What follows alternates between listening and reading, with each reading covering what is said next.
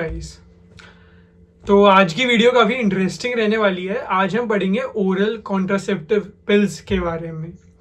Oral contraceptive pills या फिर OCPs UC second year UC के लिए काफ़ी इंपॉर्टेंट टॉपिक है। इससे शॉर्ट नोट्स जनरली एग्जाम में ऑब्जर्व किया गया है। इसके अलावा ये नीट पीजी, एफएमजीई या फिर आईएनआई सेट में भी इससे काफ़ी पीवाईक्यूज आ चुके हैं। तो ये काफ़ी इंपॉर्टेंट टॉपिक है और इस वीडियो में मैं ये सब कवर कर रहा हूँ।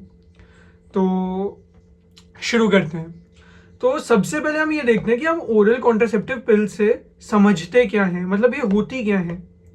तो देखो, नाम से ही काफ़ी क्लियर है, oral contraceptive pills. Contraceptive pills मतलब जो प्रेगनेंसी रोकती हैं, जो प्रेगनेंसी को होने से रोकती हैं। और ओरल से मतलब ये ओरली लेते हैं ड्रग। तो ये वो ड्रग हैं जो हम प्रेगनेंसी रोकने के लिए देते हैं और इन्हें ओरली लेते हैं। हम इस वीडियो में इनका मैकेनिज्म समझेंगे। मैकेनिज्म आखिर ये काम कैसे करती हैं वो काफ़ी इंपॉर्टेंट है समझना। और उसके बाद हम इनके टाइप्स समझेंगे। टाइप्स बेसिकली जैसे कंबाइंड ओरल कॉन्ट्रासेप्टिव पिल्स, जो कि प्रोजेस्टेरॉन और ईस्ट्रोजन कॉम्बिनेशन की होती हैं। कंबाइंड मतलब प्रोजेस्टेरॉन और ईस्ट्रोजन का एक फिक्स्ड कॉम्बिनेशन है, कंबाइन कर दिया। उसके बाद हम पढ़ेंगे मिनी पिल्स। मिनी पिल्स होती हैं प्रोजेस्टेरॉन ओनली पिल्स। फिर हम पढ़ेंगे इमरजेंसी कॉन्ट्रासेप्टिव, जो इमरजेंसी में देते हैं। तीनों तरह के हम जो मेजर कैटेगरीज हैं ओरल कॉन्ट्रासेप्टिव पिल्स की पढ़ने के बाद हम उनके एडवर्स इफेक्ट पढ़ेंगे, यानी साइड इफेक्ट्स पढ़ेंगे। उसके बाद जो कॉन्ट्रासेप्टिव है, इनके एडवर्स इफेक्ट पढ़ने के बाद इनके कुछ अच्छे इफेक्ट्स पढ़ेंगे। कॉन्ट्रासेप्शन या फिर प्रेगनेंसी रोकने के अलावा जो इनके नॉन कॉन्ट्रासेप्टिव बेनिफिट्स हैं उन पे हम एक नज़र डालेंगे। फाइनली मोदी जी बोलते रहते हैं ना, मेड इन इंडिया। तो एक बहुत ही इंपॉर्टेंट ड्रग आती है जो इंडिया में ही डेवलप हुई है, कॉन्ट्रासेप्टिव ड्रग है, जो कि सेलेक्टिव ईस्ट्रोजन रिसेप्टर मॉड्यूलेटर है। उस ड्रग का नाम है ऑर्मेलॉक्सीफेन। क्या मेड इन इंडिया ड्रग है ऑर्मेलॉक्सीफेन। आपने सहेली नाम सुना होगा, हाँ ये वही ड्रग है। तो ये काफी पॉपुलर ड्रग है, इसके बारे में हम थोड़ी जानकारी लेंगे। तो फिर हम सबसे पहले पढ़ते हैं ओरल कॉन्ट्रासेप्टिव पिल्स का मैकेनिज्म, आखिर ये काम कैसे करती हैं। तो फिर मैकेनिज्म पढ़ने के लिए ये मेरे पास एक फीमेल रिप्रोडक्टिव सिस्टम का डायग्राम है। तो इसमें क्या होता है कि पहले हम बेसिक्स समझ लेते हैं, आखिर होता क्या है फीमेल में जब मेंस्ट्रुएशन ही होता है या फिर पीरियड्स चलते हैं तब होता क्या है, जिससे फर्टिलाइजेशन होता है और फिर हमारा zygote and further embryo develop करता है। हम पहले थोड़ी ये फिजियोलॉजी समझ लेते हैं, फिर उसके बाद हम फार्मेकोलॉजी पे आएंगे, जो हम डिफरेंट एजेंट्स यूज करते हैं डिफरेंट प्रोसेसेस को ब्लॉक करने के लिए, जिससे जो नॉर्मल प्रोसेस है प्रेगनेंसी की वो ना हो। तो सबसे पहले हम पढ़ते हैं जैसे ये ओवरी है, इसके अंदर ये फॉलिकल है। फॉलिकल रिलीज करती है ओवम या फिर एग रिलीज किया इसने। एग फेलोपियन ट्यूब में गया। अब है ना, क्या होता है, एग खुद तो मोटाइल होता नहीं है, तो भैया उसे आगे जाना है। आगे क्यों जाना है? क्योंकि स्पर्म से फ्यूजन होगा तभी तो जाइगोट बनेगा, फर्टिलाइजेशन होगा। तो एग को आगे कौन ले जाता है? फेलोपियन ट्यूब मोटाइल होती है, तो ऐसे ऐसे एग को आगे बढ़ाती है। इसके बाद हमारा कहानी का हीरो आता है, जो कि है स्पर्म फेलोपियन ट्यूब में जाता है, एग से फ्यूज हो जाता है। स्पर्म और एग के फ्यूजन से जाइगोट बनता है। जाइगोट फर्दर डिवाइड करता है और फिर यूटेराइन वॉल में, यूटेराइन एंडोमेट्रियम में इम्प्लांट हो जाता है। एक बार अगर एंडोमेट्रियम में इम्प्लांट हो गया तो हम बोलते हैं प्रेगनेंसी हो गई, प्रेगनेंसी चालू हो गई। तो हमने क्या पढ़ा? ओवरी ने एग रिलीज किया, एग फेलोपियन ट्यूब में गया, फेलोपियन ट्यूब में स्पर्म आया, ऊपर सर्विक्स, वजाइना सर्विक्स, ऊपर जाते जाते स्पर्म और एग का फ्यूजन हुआ, जाइगोट बना, जाइगोट डिवाइड किया, डिवाइड करने के बाद वो इम्प्लांट हुआ यूटेराइन वॉल में, यूटेराइन एंडोमेट्रियम में। एक बार इम्प्लांट हो गया, फिर उसका फर्दर डेवलपमेंट हो जाता है, जिसे हम प्रेगनेंसी कहते हैं। तो हम ये देखते हैं अब इसमें ऑल्टर कैसे कर सकते हैं इस प्रोसेस को थोड़ी ऑल्टर कर सकते हैं, किसी चीज को ब्लॉक कर सकते हैं, किसी चीज को स्टिमुलेट कर सकते हैं, मतलब किसी तरह इस प्रोसेस से हमें है ना, इससे कुछ ना कुछ हमें ऐसी ड्रग बनानी है जो इस प्रोसेस में अवरोध करे या फिर इस प्रोसेस में किसी तरह का कुछ ब्लॉक करे। तो हम देखते हैं हमने पहली जो ड्रग बनाई ना, वो क्या करती है, ओवम से जो फॉलिकल होती है ओवरी में, उससे एग रिलीज ही नहीं होने देती, मतलब ओव्यूलेशन को ही ब्लॉक कर देती है। अब जब एग रिलीज नहीं हुआ तो आगे की कोई प्रोसेस कंटिन्यू नहीं करेगी। स्पर्म आ तो जाएगा पर स्पर्म फ्यूज किससे करेगा, जब एग ही नहीं है तो प्रेगनेंसी नहीं होगी। तो हम एक तो ओव्यूलेशन ब्लॉक कर सकते हैं, ये वाली स्टेप, इसको ब्लॉक कर दी फर्स्ट स्टेप को। हमारी दूसरी स्टेप होती है कि जो फेलोपियन ट्यूब मोटाइल होती है ना, तो फेलोपियन ट्यूब की जो मोटिलिटी होती है ना, उसको हम ब्लॉक कर दें। Fallopian motility of fallopian tube को हम डिक्रीज कर दें। ये हमारी दूसरी इस तरीके से हम दूसरा मैकेनिज्म हो सकता है कॉन्ट्रासेप्टिव्स का। तीसरा हम कर सकते हैं, स्पर्म आखिर आएगा तो सर्विक्स के थ्रू ही।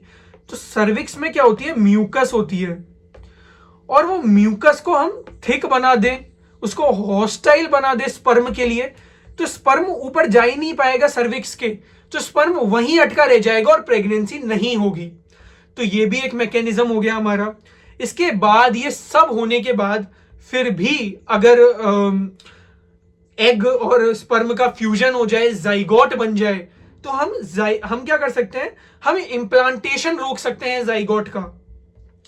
तो एक बार देखो ये फ्यूजन हो गया फेलोपियन ट्यूब में, जाइगोट बन गया, इस जाइगोट का हमने इम्प्लांटेशन ही रोक दिया। तो ये 4 मैकेनिज्म से हमारी ओरल कॉन्ट्रासेप्टिव ड्रग्स एक्ट करती हैं। अब हम इनको एक एक ओरल कॉन्ट्रासेप्टिव की जो हमने 3 कैटेगरीज बढ़ाई, उनको डिटेल में पढ़ लेते हैं। तो जो सबसे पहली हमारी ओरल कॉन्ट्रासेप्टिव आती है वो आती है कंबाइंड ओरल कॉन्ट्रासेप्टिव।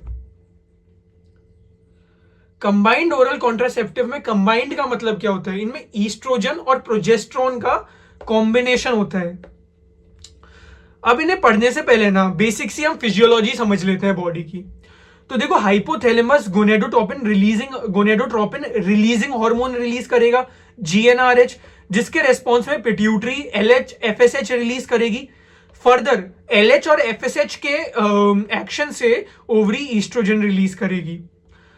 अब आप ये सोच रहे हो ये नेगेटिव फीडबैक होता है, मतलब ईस्ट्रोजन का लेवल बढ़ा तो बॉडी सेंस कर लेगी, पिट्यूटरी सेंस कर लेगी, तो वो एलएच और एफएसएच को कम कर देगी। वो बोल देंगे भैया ईस्ट्रोजन बहुत हो गई बॉडी में, अब एलएच और एफएसएच का लेवल गिराओ, इतनी ईस्ट्रोजन का क्या करेगी बॉडी। तो नेगेटिव फीडबैक हो जाता है। कौन सा फीडबैक, नेगेटिव फीडबैक।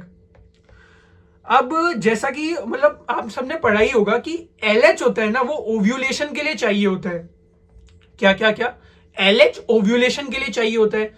एलएच का लेवल ज्यादा होगा तो ही ओव्यूलेशन होगी। तो हमें ओरल कॉन्ट्रासेप्टिव पिल्स में क्या करना है, एलएच का लेवल कम करना है, तभी तो ओव्यूलेशन इनहिबिशन होगा। तो एलएच का लेवल हम कैसे कम कर सकते हैं, एलएच का लेवल हम ऐसे कम कर सकते हैं कि हम ईस्ट्रोजन का लेवल बढ़ा दें। ईस्ट्रोजन का लेवल बढ़ गया तो एलएच ऑटोमेटिकली नेगेटिव फीडबैक से कम हो जाएगा। अब हम ईस्ट्रोजन का लेवल बढ़ा कैसे सकते हैं, हम बाहर से ईस्ट्रोजन दे सकते हैं बॉडी को। बाहर से ईस्ट्रोजन या फिर प्रोजेस्टेरॉन देने पे नेगेटिव फीडबैक से एलएच और एफएसएच कम हो जाएंगे। तो हम जो सिंथेटिक या फिर जो बाहर से ईस्ट्रोजन देते हैं इन ओरल कॉन्ट्रासेप्टिव पिल्स के थ्रू, वो है हमारी इथाइनिल एस्ट्राडायोल। इसके अलावा हम प्रोजेस्टेरॉन जो देते हैं वो है लीवोनॉर्जेस्ट्रिल। तो हमने बाहर से क्या दिया, ईस्ट्रोजन दे दी वाया इथाइनाइल एस्ट्राडायोल, या फिर हमने ना प्रोजेस्टेरॉन दे दिया लीवोनॉर्जेस्ट्रिल। तो इन्होंने क्या किया, इन्होंने अपना लेवल बढ़ा लिया, जिससे ओव्यूलेशन है ना उसका इनहिबिशन हो गया। डोजेज क्या होनी चाहिए इनकी, देखो डोजेज क्या होती है, अब इनको देना कैसे है ये समझते हैं। तो इनको है ना हमें ऐसा करना है कि हम नॉर्मल जो मेंस्ट्रुअल साइकिल होती है ना फीमेल की 28 दिनों की, उसे मिमिक करना चाहते हैं कि भैया फीमेल को तो लगे मेरी नॉर्मल मेंस्ट्रुअल साइकिल चल रही है और हमारा कॉन्ट्रासेप्शन का भी काम हो जाए। तो हम कैसे करते हैं, हम करते हैं पहले 21 दिन फीमेल को बोलते हैं। तो हमें क्या करना है कि पहले 21 दिन ईस्ट्रोजन प्रोजेस्टेरॉन दिया, ईस्ट्रोजन प्रोजेस्टेरॉन देंगे तो एंडोमेट्रियम भी मेंटेन रहेगी, ईस्ट्रोजन प्रोजेस्टेरॉन एंडोमेट्रियम को मेंटेन कर लेंगे। उसके अलावा नेगेटिव फीडबैक से वो एलएच और एफएसएच को कम कर देंगे, जिससे ओव्यूलेशन भी नहीं होगी, ओव्यूलेशन भी हो गया, एंडोमेट्रियम भी मेंटेन हो गई। फिर उसके बाद 21 दिन के बाद हम 7 दिन अगर फीमेल को रेस्ट दें, तो जब सडन प्रोजेस्टेरॉन विड्रॉल करेंगे, हम बाहर से ड्रग देना छोड़ देंगे, जब सडन प्रोजेस्टेरॉन विड्रॉल हुआ तो एंडोमेट्रियम शेड हो जाएगी, नॉर्मल पीरियड्स आ जाएंगे, मेंसेस हो जाएगा। यही तो हम चाहते हैं। पर देखो ये करना बहुत डिफिकल्ट है। डिफिकल्ट क्यों है? क्योंकि हमने अगर फीमेल को बोलेंगे कि 21 दिन लो फर्स्ट डे ऑफ साइकिल से, 21 दिन में स्टॉप कर दो, वापस जब नेक्स्ट साइकिल 7 दिन का गैप करो, वापस नेक्स्ट साइकिल स्टार्ट हो, तब से वापस ओरल कॉन्ट्रासेप्टिव पिल चलाओ, तो वो फीमेल के लिए कंप्लायंस बड़ा डिफिकल्ट हो जाएगा। फीमेल आगे पीछे कर देगी, एक दिन भूल जाएगी लेना या फिर कब छोड़ना है, तो वो काफी दिक्कत की चीज होती है। तो हम क्या करते हैं, हम देखते हैं फीमेल में आयरन की भी डेफिशिएंसी देखी जाती है।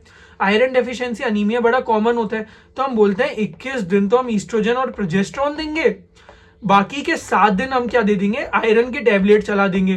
तो फीमेल को तो यही लगेगा ना, मेरे को तो हमेशा लेनी है टैबलेट 28 के 28 दिन, पर हम असली में 21 दिन ही तो दे रहे हैं ईस्ट्रोजन और प्रोजेस्टेरॉन, बाकी 7 दिन तो एफ ही चला रहे हैं। तो इससे कंप्लायंस बढ़ेगा। तो हम क्या करते हैं, ऐसी कुछ इस तरीके की होती है ये टैबलेट। ये मैं फोटो भी आपके सामने लगा दी। तो हम यहाँ से स्टार्ट करते हैं, यहाँ से स्टार्ट करते करते हमने 21 दिन कंप्लीट कर दिए। 21 दिन जब हमारे कंप्लीट हो गए, तब ये 7 आयरन की टैबलेट चला दी। इस दौरान हमारी मेंसेस हो जाएगा, मतलब फीमेल के जो पीरियड्स आ जाएंगे। फिर तो ये है, तो फिर 1 से 7 दिन विड्रॉल ब्लीडिंग हो गई। जो 7 दिन जो हमने ड्रग नहीं दी, सब विड्रॉल ब्लीडिंग हो गई।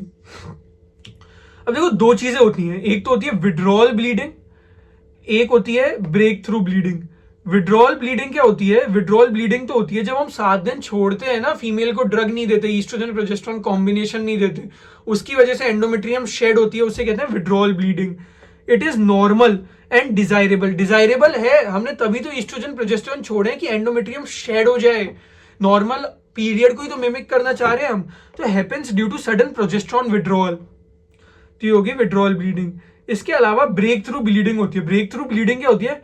पहले 21 दिन में जो, अगर हम नॉर्मली क्या चाहते हैं कि पहले 21 दिन में ब्लीडिंग ना हो, ये लास्ट के 7 दिन, मतलब जो 60 दिन है जो हमारा ड्रग फ्री पीरियड है, वो कैसे भी काउंट करो आप, तो उस ड्रग फ्री पीरियड में ही हमारी ब्लीडिंग हो, जब हम आयरन की टैबलेट चला रहे हैं। पर कभी कभार क्या होता है, जब ये शुरू के 21 दिन है ना, जब हमारी प्रोजेस्टेरॉन ईस्ट्रोजन कॉम्बिनेशन चल रहा है, तब हार्मोन इनसफिशियंसी से इस दौरान में ब्लीडिंग हो जाती है, तो उसे कहते हैं ब्रेक थ्रू ब्लीडिंग। इसे हमें प्रिवेंट करना है। इसके लिए क्या करते हैं, हम फेजिक पिल्स देते हैं। हमने बोला ब्रेक थ्रू ब्लीडिंग, अगर जब हम ड्रग दे रहे हैं तब ब्लीडिंग हो जाए तो उसे ब्रेक थ्रू ब्लीडिंग कहते हैं। इसे प्रिवेंट करने के लिए हम क्या करते हैं, फेजिक पिल्स देते हैं। फेजिक का मतलब क्या है कि हम फेजेस में ईस्ट्रोजन और प्रोजेस्टेरॉन का लेवल बढ़ाते हैं, मेनली प्रोजेस्टेरॉन का, जिससे एंडोमेट्रियम है ना वो इंटैक्ट रहती है और ब्रेक थ्रू ब्लीडिंग नहीं होती। मोनोफेजिक पिल्स क्या होती हैं, इनमें ईस्ट्रोजन और प्रोजेस्टेरॉन कांस्टेंट होते हैं, इनमें चांस होता है ब्रेक थ्रू ब्लीडिंग का।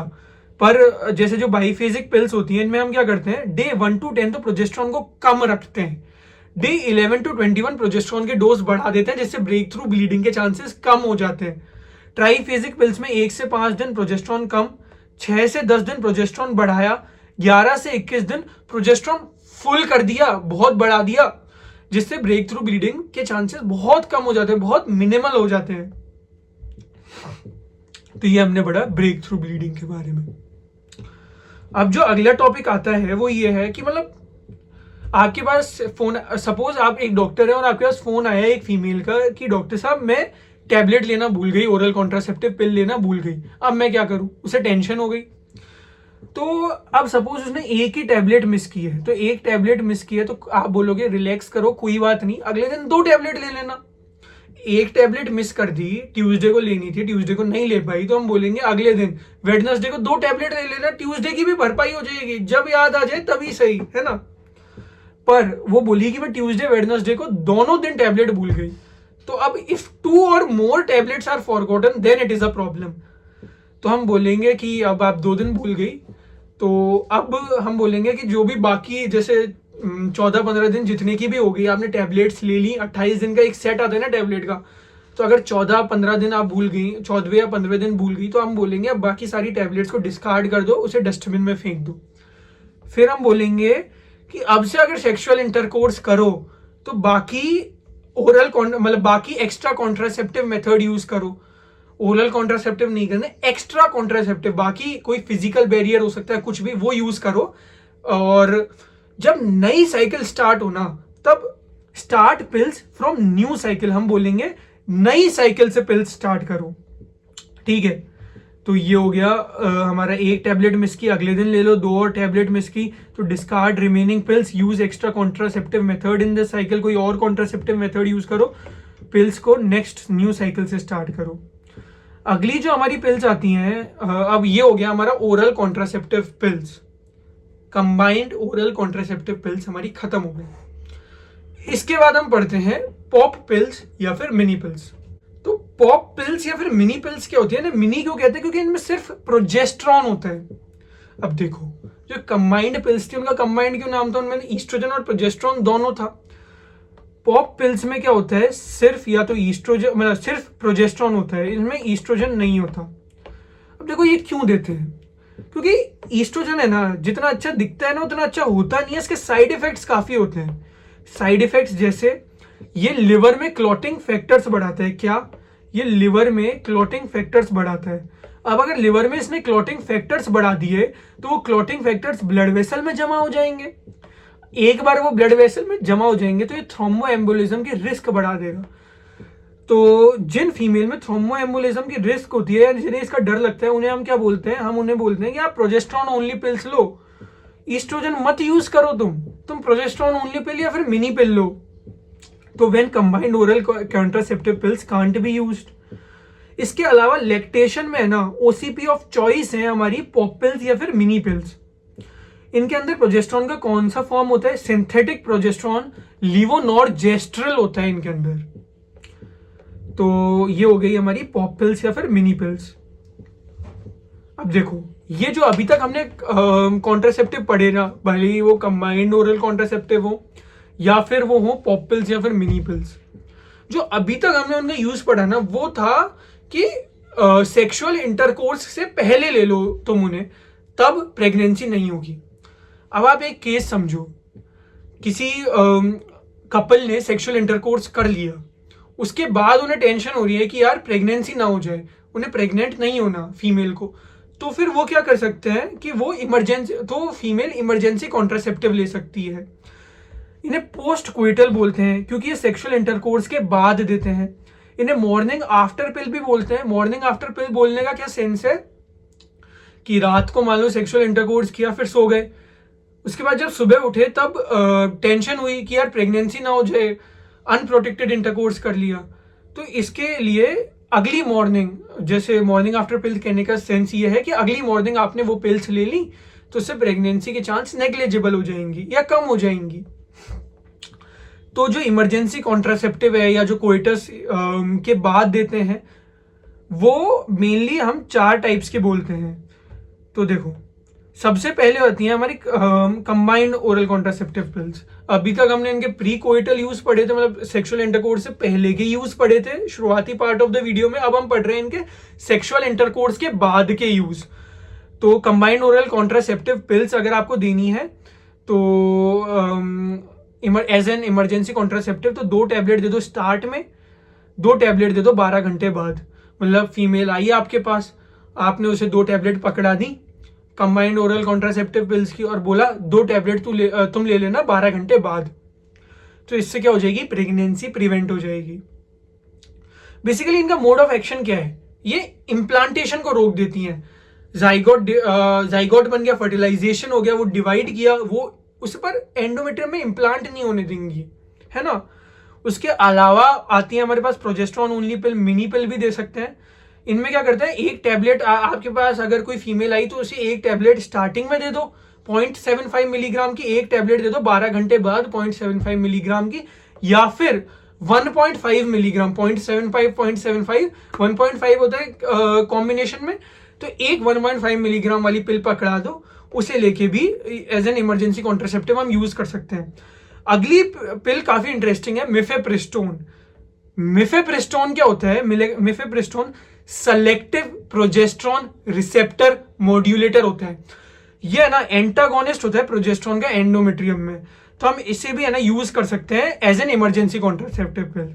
पर ध्यान देने वाली बात ये है, ये सारी पिल तभी वैलिड होंगी जब आप इन्हें सेक्सुअल अनप्रोटेक्टेड सेक्सुअल इंटरकोर्स के विद इन 3 डेज दे दो। 3 डेज के बाद इनकी वैलिडिटी नहीं होती।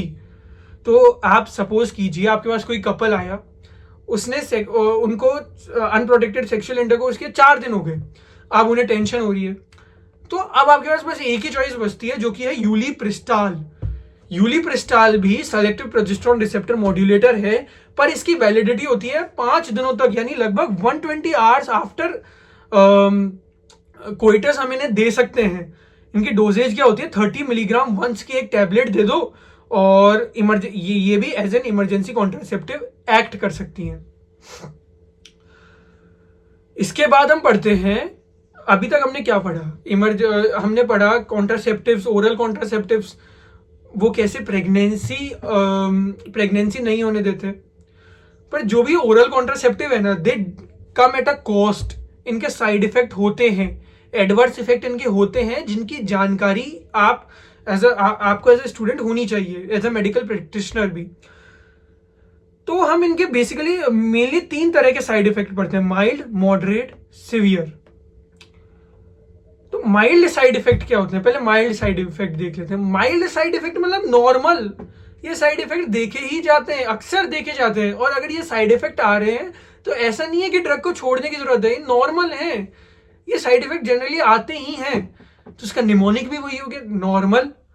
एन से हो गया नोजिया, ओ से हो गया इडीमा, आर से हो गया रिकरेंट हेडेक, एम से हो गया मास्टेल्जिया। मास्टेल्जिया मतलब ब्रेस्ट टेंडरनेस, है ना।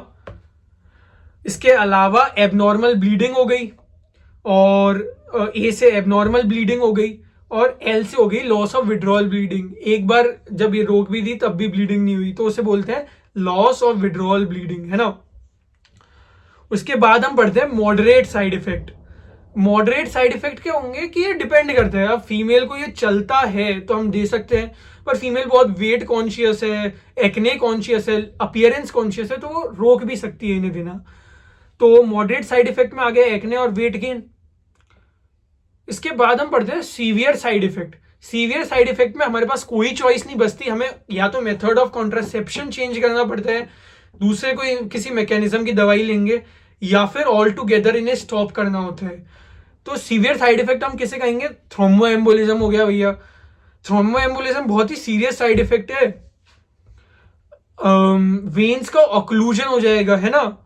तो उसके अलावा कोलेस्टेसिस हो गया, ऑब्स्ट्रक्टिव जॉन्डिस हो गया, कैंसर, ब्रेस्ट या सर्वाइकल कैंसर की भी रिस्क को इंक्रीज करती हैं। तो ये हमारे एडवर्स इफेक्ट हुए। अब एडवर्स इफेक्ट पढ़ने के बाद हम कॉन्ट्रासेप्टिव के कुछ बेनिफिट्स भी होते हैं। Apart from pregnancy prevention there some other benefits, है ना। तो अदर बेनिफिट्स याद करने का तरीका, अदर बेनिफिट्स ही, तो निमोनिक है हमारा अदर बेनिफिट्स। अदर बेनिफिट्स क्या हुए ओसीपीज के, एक तो ओवेरियन सिस्ट की चांसेस को कम कर देती हैं, उसके अलावा ये डिक्रीज करती हैं बिनाइन ब्रेस्ट डिजीज की चांसेस को। ई से हो गया एंडोमेट्रियोसिस कम करती हैं। एन से हो गया नियोप्लेशिया की, कुछ नियोप्लेशिया में ये हेल्पफुल होती है, मतलब कुछ मेलिग्नेंसी का चांसेस कम करती हैं। नियोप्लेशिया हम देख ही लेते हैं।